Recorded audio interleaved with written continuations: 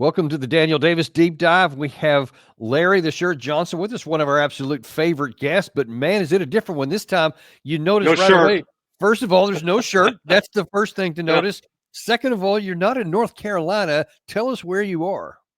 Or Florida, for that matter. I'm in Moscow, and at one of the delightful historic hotels. Well, man, so that's quite a thing, because you weren't just in Moscow, but you were in the presence of somebody of some renown, as I understand. Yeah, I was invited as part of a very small, select group to sit down and have just a no-holds-barred chat with Sergey Lavrov, Russia's foreign minister. You know, he's been described as the Metternich of the 21st century. Metternich was this famous German diplomat who sort of defined what it was like to be a diplomat. Of course, I told I told Mr. Lavrov, I said, you know, that's what they say about you, but I've heard it different. They say that Metternich was the Lavrov of his era. So he laughed at that. He thought it was funny. Good sense of humor. Yeah, before we even get into what was discussed or so, and how that's going to impact, say, on the Riyadh the Saudi Arabia meetings coming up starting tomorrow. What was the circumstances? How did you get invited to that event? I'm friends with a group of Orthodox Christians that have been in the forefront of promoting Russia's return to its original Christian roots, and they've followed me on different podcasts, including yours. They've watched me on RT, Sputnik, and other things, and they think I have something to offer. So I was invited to come and sit down and have a chat with the foreign minister, which was quite an honor. He's a very relaxed professional. Look, I've met and been around a lot of people. When I used to do Crossfire on CNN back when it was a thing, and Pat Buchanan was there, and Bill Press was there, and I like Pat Buchanan, but you talk about a guy who is full of himself. That is Buchanan, and Lavrov was not like that at all. Very very unassuming.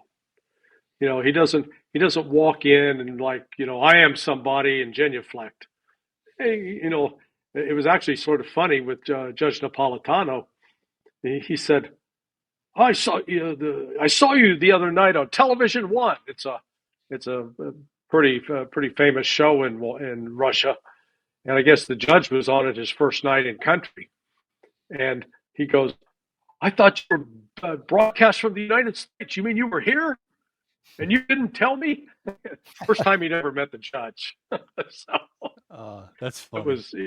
It's just, like I said, very, very good humored.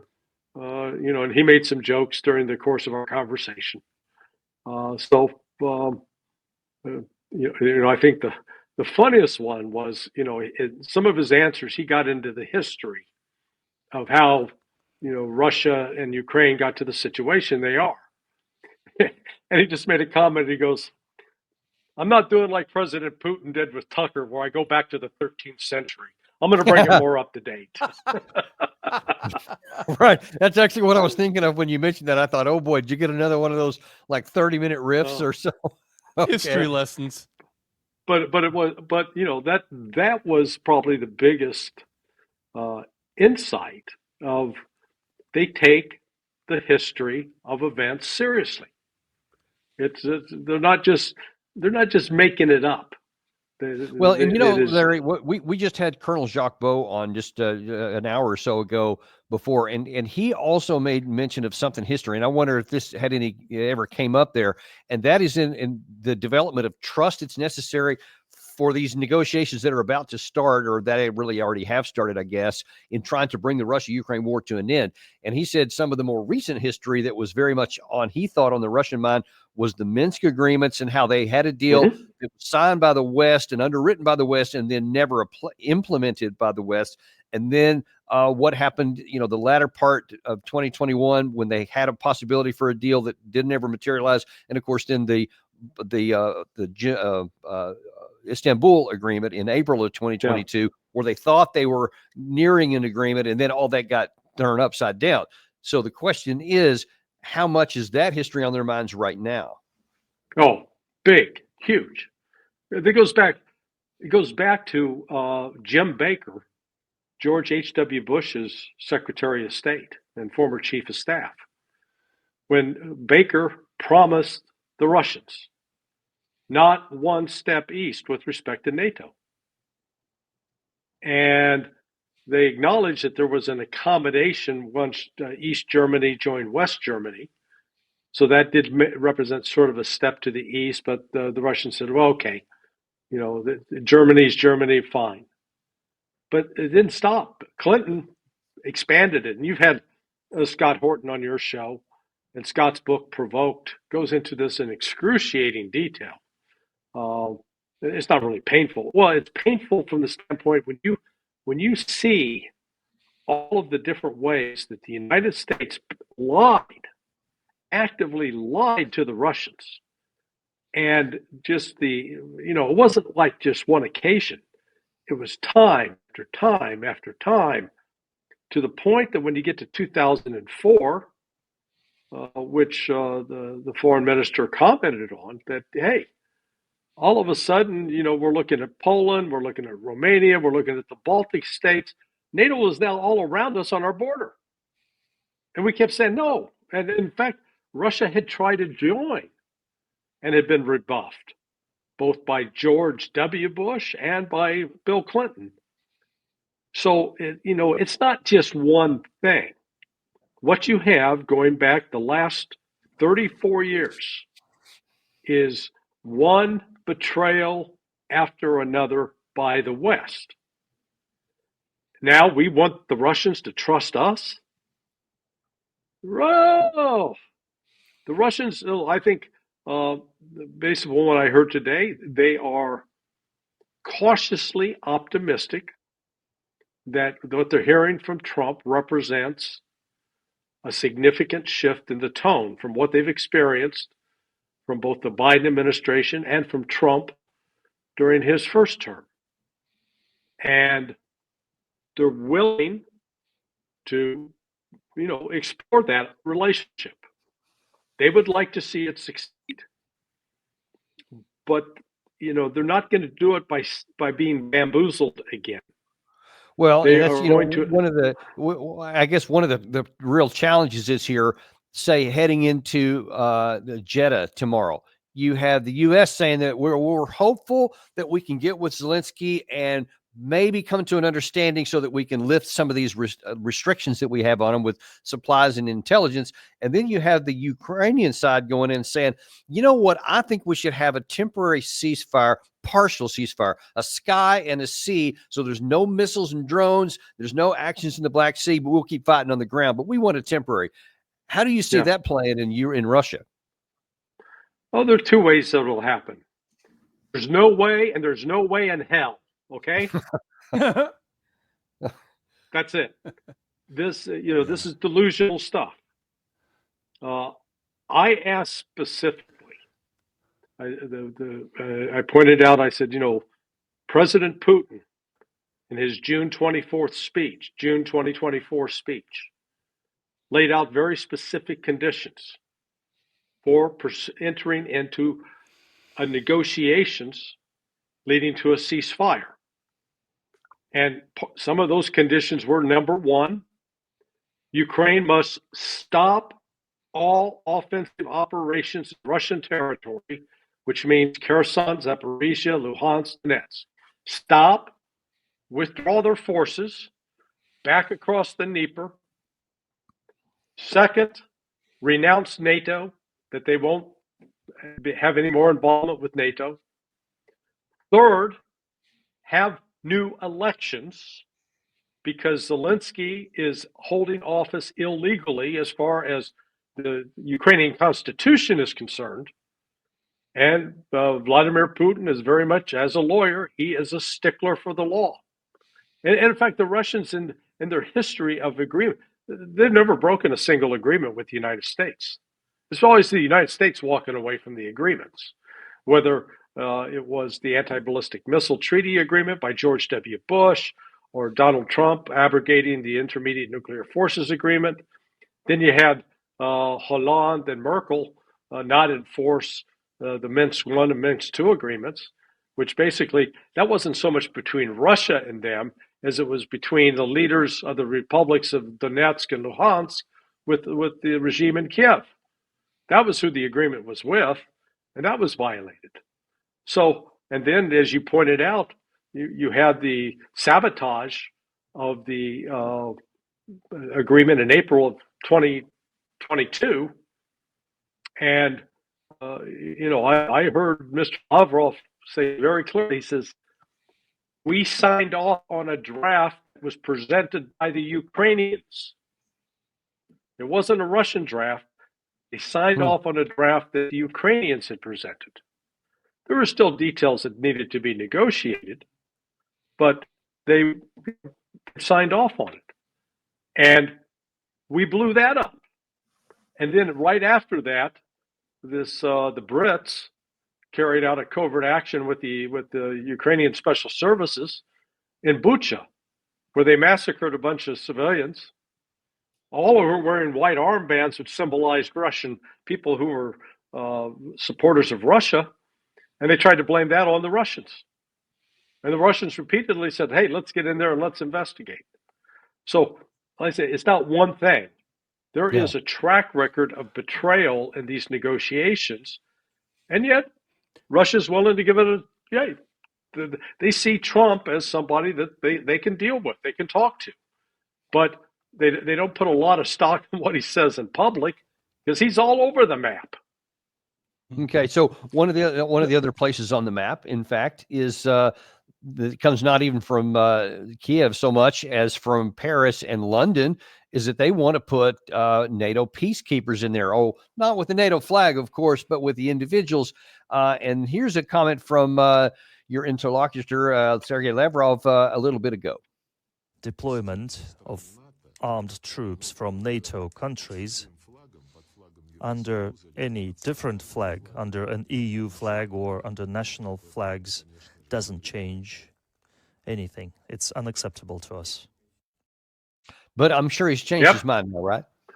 Yeah, he heard the same thing. Look, my advice to American politicians, the Russians are not like you. They don't blow smoke up each other's skirts. What they say, they mean. And they don't deviate from that. You can look, Putin said it, Lavrov said it, the Rybkov, the deputy foreign minister, said it, Maria Zakharova has said it. They actually have one sheet of music and they all sing according to the same tune. Whereas, in the United States, you get, I discussed Lindsey Graham and his latest gymnastic display. I mean, three weeks ago, he said to Zelensky, "Oh man, you're the best ally a country could have. I want to have your baby." And then a week later, he's like, "He's an awful man. He's a terrible person. We got to cut off all aid." And then today he says, "Oh, those Russians better do something. We're going to hit them with massive sanctions." It's like, dude, I said, you remind me of a Russian gymnast doing backflips. It's just all over the place. So, that's in the United States. And the Russians sit there and watch it. It's like watching a tennis match, the ball going back and forth. And saying, I'm not sure what, I'm not sure. And they're hitting it themselves. Hey, Larry. Yeah. Oh, go right ahead. I'm sorry. No. Go right ahead. Yeah, they're just they're trying to figure us out. They're hoping we're sincere, but they know what they want. They know what their position is, and they've explained it over and over and over, and we better understand it. They're not making concessions. They're not making concessions. Well, see, that's one of the things that worries me, though, because now what is that going to translate into? Because, and if I've missed anything, let me know. But they say denazification, which I guess means they have to have an election, and the folks who the Russians determine as Nazis can't be part of it. Demilitarization, which I've heard a number, and I wanted to ask you did they mention anything about here? I've heard of 85,000 is what Russia says they'll permit. Then, of course, the abandonment, as you said, the withdrawal from all those regions where the Russian speakers are still living there. And then, of course, a declaration that there would never be any NATO at all in their future at all. Right. So far, the Ukraine side is still saying all of those things. So where does that leave us? Well, then Russia's going to keep killing Ukrainians. And there's nothing Ukraine can do to stop it. Militarily. As you discussed on your show earlier today, the disaster that's unfolding in Kursk, thousands, or at least 6,000 to 10,000 are trapped, and many, a number of others have given up. I think at least 2,000 have already surrendered. So Russia's going to press on. I was with a Russian general on another television program, and he said, "Look, our pace." We're going slow because we're trying to minimize our casualties. We're not trying to see how many casualties we can take. We'd much rather go slow because he said, we're not under any time pressure. We can move at our pace, but we're going to try to preserve the lives of our soldiers. I went to a World War II museum that they've opened. It's one of the most incredible things I've ever seen, because it's almost like you're walking into a 3D hologram, and you're part of it. And because it takes it from the start of the war, you're in the Brest defenses, and then all the way to the end, all the way to Berlin, and it's. You get to be part of it. And I was sitting at a table with four Russians. One of them is a former Russian diplomat. Another one is he's a Russian billionaire who has built a classical school. We were there touring the school. Another is Professor Alexander Dugin. And then the fourth member was the dean of the school. And so I asked them, and then Judge Napolitano and I are sitting there. So I said, how many of you have family members, grandfather, uncle, some family member in the immediate family that died in World War II? Every single one of those Russians raised a hand. Asked Judge Napolitano and I that question. No hands raised. That's the difference. Those Russians paid a price in World War II that is personal to each of their families. You talk to, there was one, we had this one, she must have been 24-year-old guide. And down in the second level of this, you can actually look at people who died in the war. And I'd asked her, she says, "Oh, my great-grandfather." And she gets on there and types it, and boom, up pops the guy's picture. Wow. So it's incredibly moving. The Russians aren't pretending. These are not. So let me ask you, what is that? How does that translate? And because we don't have that connection, there's very few. I think I saw on your sonar21.com piece, you said it was like 225,000 Americans, I guess, lost their lives in the World War II European theater, right? Which is not a small number by any stretch. But in terms of the people today in a nation of 330 million, hardly anybody has any direct relatives. What does that translate into in terms of the if you can say the spirit or the personality of the country of the U.S. and the personality and country of the Russians, does that direct connection and the absence of a connection have in how we face this war? Yeah, because, if you go back and look, the war in Afghanistan did not enjoy popular support in Russia because it wasn't seen as an existential threat. And they lost far, like 18,000 soldiers in that, but still they were having protests. They're not having protests here. And the country's not mobilized for war. You don't see patriotic posters on the walls and people being encouraged to go join up. And no, they're handling it as they describe it, as a special military operation. Society is clicking along. They've got inflation, not because they printed too much money, but because there's actually a shortage of supply of labor. And they got a lot of demand, and the wages have stayed up, and people are able to buy new cars. So it's just, it's a very vibrant, alive society. And part of that is, they didn't spend the last 25 years spending trillions of dollars in Afghanistan and Syria and Iraq. They spent their money here at home building infrastructure and building jobs and building factories.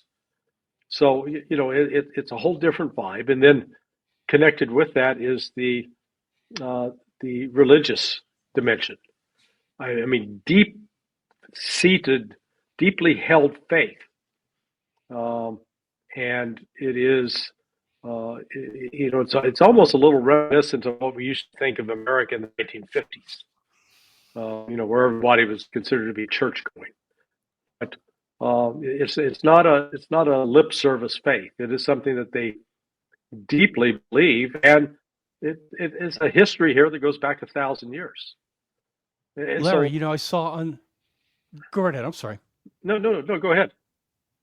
Oh, I was just gonna say, in relation to what you're saying right now, is that I had seen on Sonar 21, you had mentioned that the feeling there's not certainly not a militaristic presence, and not even a severe police presence on the streets, where some people might anticipate there to be some kind of a very rigid authoritarian, like you're saying, vibe on the streets. But to the contrary, you didn't find that to be true at all. Oh, no, yeah.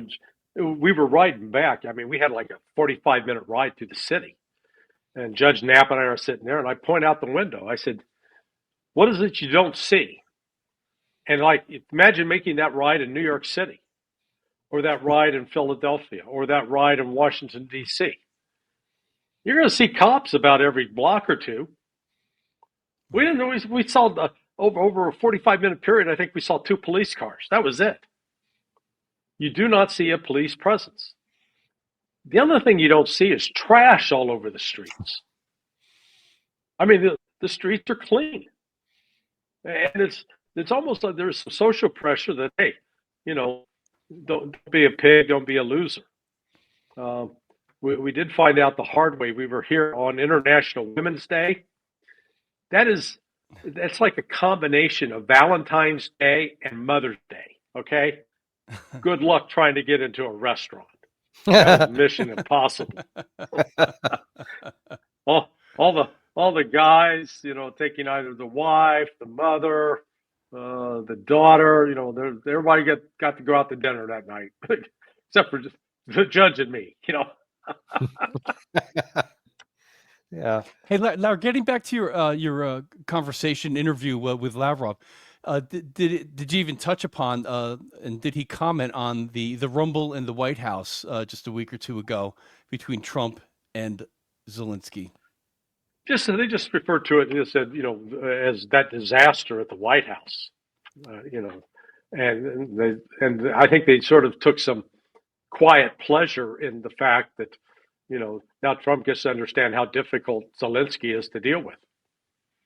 Because the foreign minister did make a point about describing how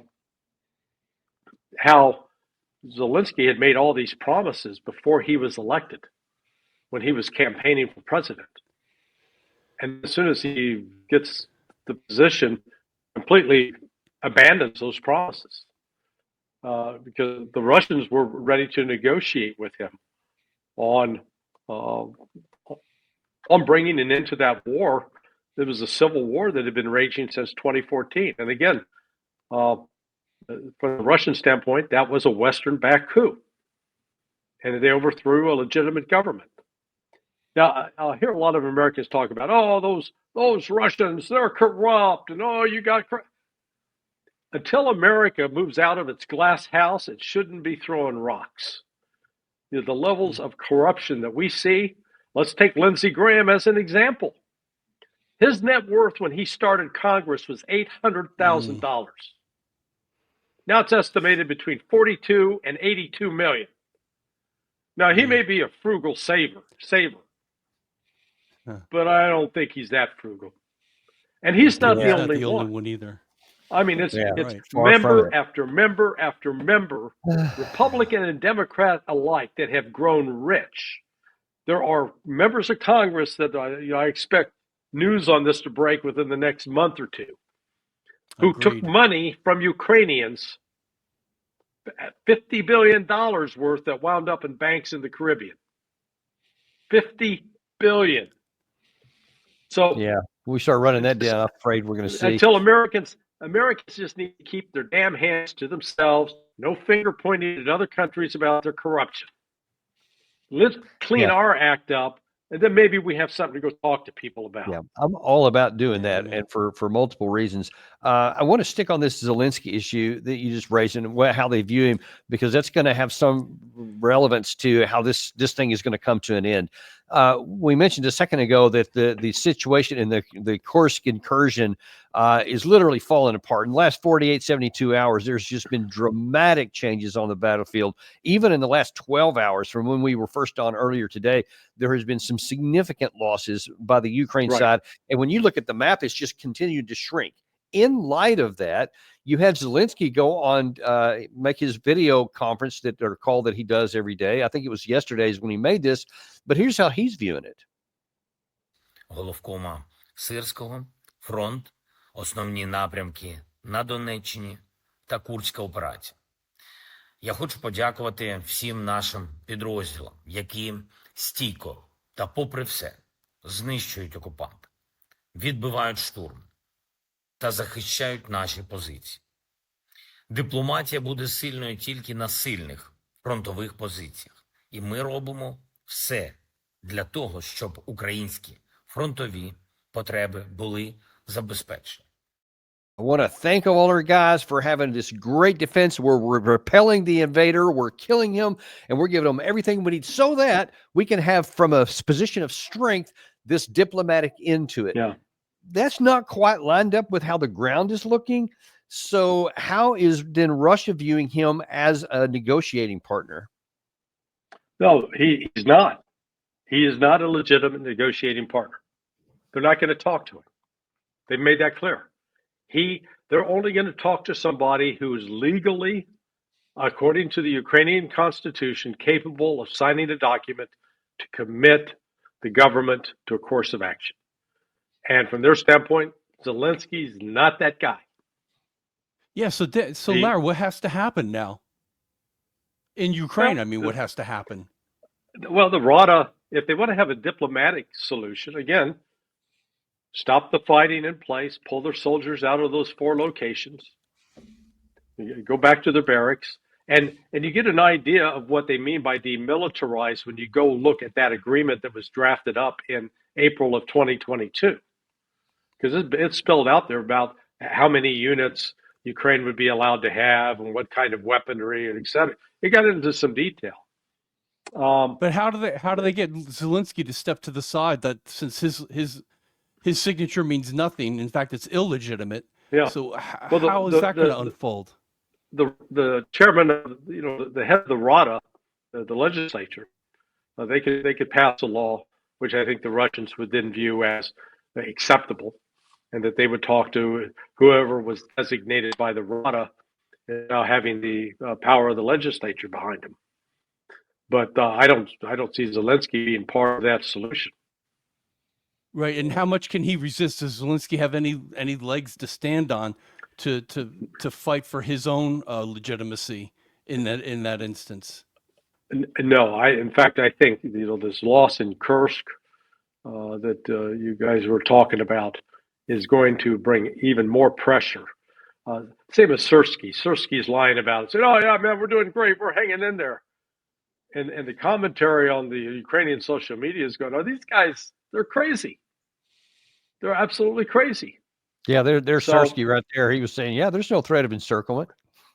Yeah, and so it's just at some point the military may move against them. Now, Larry, against Zelensky. Yeah. You mean against Zelensky? Yes. Yeah, there's been more and more rumors of that. And so far, they're just rumors, but it's when you hear something, when there's smoke, sometimes there's fire. We'll see how that's going to work out. But in terms of Zelensky himself, you see that he just seems to be disconnected from this. You just said that Russia's not going to talk to him.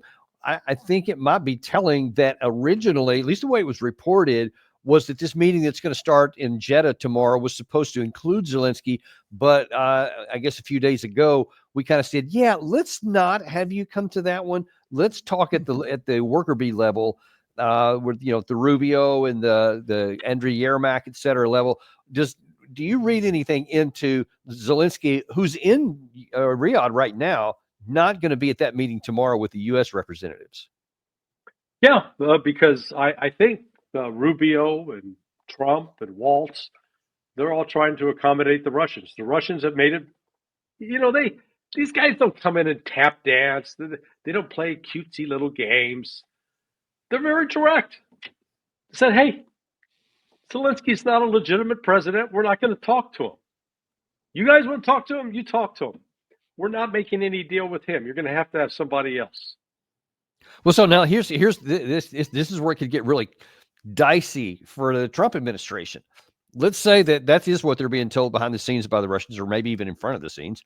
And you have Zelensky continuing to say stuff like I just showed a minute ago, and there's no change with that. Even after the debacle in the White House a week ago Friday, he still is talking about security guarantees. He's still talking about European troops coming into his country to patrol an east-west kind of situation, all of which the Russians are categorically against. At some point, Trump will have to be in this very awkward position to say, all right, I've agreed with these terms with Russia, which is the June 14 deal. And if you don't, because Trump doesn't have any authority in Ukraine, he's going to either have to say, well, then I'm going to walk and do nothing. And you're literally going to fall, because then the Russian army will continue to press down and they'll be physically defeated on the ground. And now it's going to be a surrender terms. It's not even going to be a negotiation. Yeah. Or he goes back on what he said and said, all right, well, I'll turn back on the supply of ammunition. I'll turn back on the intelligence, and then we'll just keep fighting, which won't change the outcome either way. But for Trump to do that, I mean, he would come under withering pressure in the West because they don't understand the reality. How do you think he navigates that? I'm not sure. I mean, honestly, he's one of the points I tried to get across was whatever hopes the Russians have about Donald Trump, he's a minority candidate. He represents a minority position.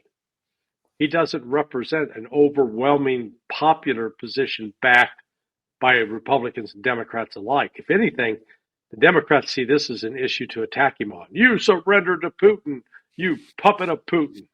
Yep. And there are enough Republicans who echo that as well. And again, we're going to find out that some of the ones who are the biggest cheerleaders for Ukraine were also the biggest ones lined up getting paid.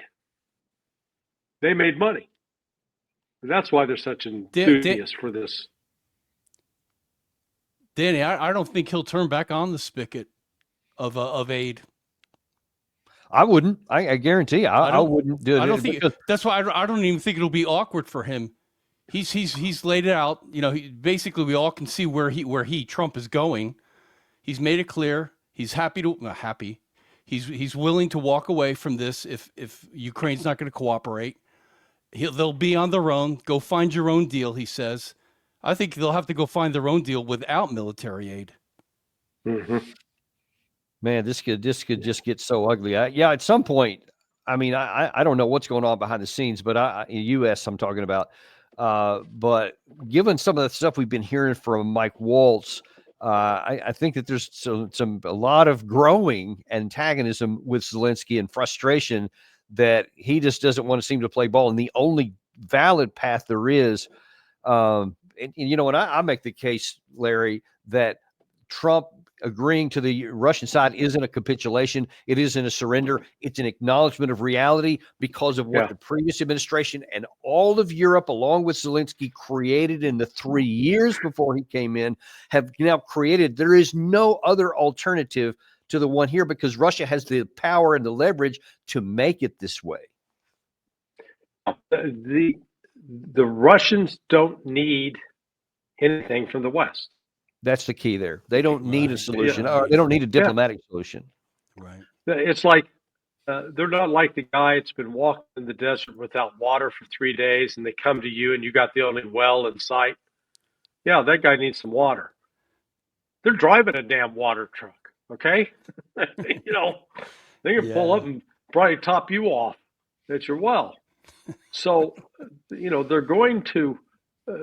But they're not obnoxious. You know, they're very direct. They're just saying, "Hey, look, this is where we are. This is the history. This is how we see it." Now, we may want to argue with that history. We may want to disagree with that history. But it doesn't matter what we think. It matters what they think. Because what they think is going to dictate and guide what they're willing to do or not do. And you know, those on the president's team who believe that, Russia's going to have to make some concessions. No, they don't. They're not going to make concessions. They don't need to make concessions. They're winning. They're not losing. And correct me if I'm wrong, but the comments you made or the point you made earlier about the connection with World War II and the national sovereignty and the feeling it's an existential fight, that even if there is no deal that's done here and Russia, Ukraine just keeps on fighting, the Europeans keep on providing stuff. And let's say that this drags on into the summer, into the fall of this year. Yeah. You don't think that the Russian popular support will wane any? No, not at all. Not at all. Because again, they don't see, this isn't just a battle about Ukraine. This is a battle with the West. And what they keep hearing now are these crazy threats out of the Europeans. I mean, the Europeans are completely useless. You know, they talk and make threats that they're incapable of delivering on. They don't have a military industrial base. They don't have a military force of any competence to speak of. And they keep saber rattling, except they don't have a saber in their sheath. You know, it was a little tough to do that saber rattling without the saber. So, you know, this, and then they always turn back and want the United States, you know, please come help us. They can't do it without the United States. And, you know, Trump is now recognizing these Europeans are a damn liability. Just step back and say, what do they bring to the table? That helps America, or that benefits us. Yeah, okay, the Swiss bring some nice stinky cheese. The French got some good champagne and good, you know, wines, both red and white, but, you know, we got them in California too. I mean, what do they bring that we need? Nothing. I mean, it's Larry, just, in your meeting. Go ahead. I'm sorry. No. I was going to say, Larry, in your meeting with Lavrov, the way you just described the European stance as being taken, did Lavrov indicate how he views the saber rattling that they're involving themselves in? He's more of a gentleman than I am, but you know, big surprise there, huh? Doesn't take much. Yeah. No, I mean, you could tell he's visibly frustrated, and he's listening to these threats, and they're talking about war. Right. And on the one hand, Russia, they take it seriously, but they also recognize that Europe has got very, very limited capabilities. And this demilitarization that's taking place is not just with Ukraine, it's with the rest of NATO. Did he express any frustration that, they're throwing the wrench into the road that we should be traveling on by presenting they're willing to step in and to try and aid Ukraine with military and money? Did he express any? Well, they're very clear about it. And you played the clip. Hey, you put any European troops here in the Ukraine, they'll be a military target. We'll kill them. If that's what you want to do, go for it. Prefer you not do that, but that's your call. And related to that, I want to ask you, in really the last few minutes we got here, you mentioned you had been on a show with the Russian general. I wonder if at any point during that show, whether your direct engagement or just anything else he said, was there anything similar to what General Abtialudinov said about 3 or 4 days ago, to where he's saying, hey, if push comes to shove at the West, we can mobilize an army of a couple of million and roll into NATO, like what they've always said they didn't want to do. But now he's saying, but if y'all keep pushing us, we may go down that road. Did you hear any fallout from that, or did this guy say anything? No, he didn't. But the point Aludinov is making is that right now the Russians have not mobilized for a war. They have organized for a special military operation. If this was mobilization, you would see the recruitment posters plastered on every wall. You would see a draft and everybody being drafted going into the army. You would see rationing in public. It would be seen as total war. Well, they're not there yet. And they don't want to go there. They prefer not to. But they're not going to be the punching bag for the West anymore.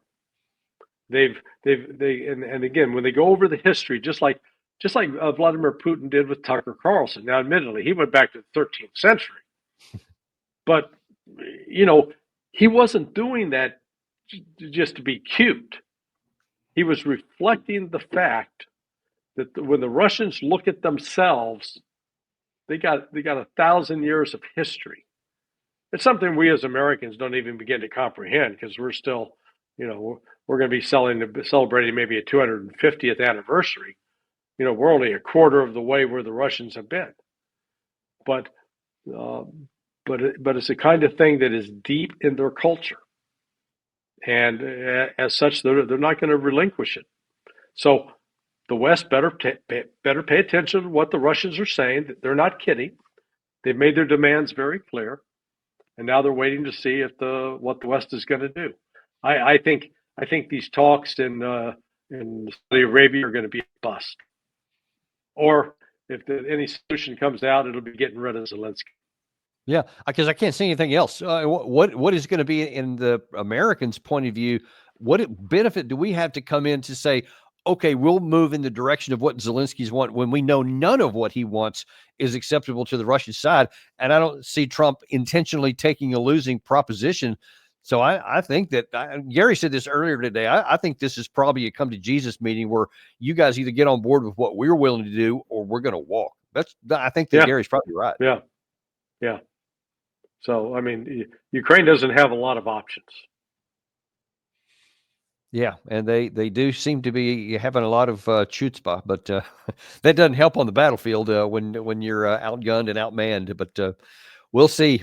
We'll definitely see what it is, and wish you Godspeed coming back, and look forward to having you on the show very soon. Thanks for having me. It's always a pleasure to have you, no matter what. But definitely this historic event coming live from Moscow. Thank you very much, and we appreciate all you guys coming in and watching with us today. And as always, we are unintimidated and uncompromised. Look forward to seeing you on the next episode of Daniel Davis Deep Dive.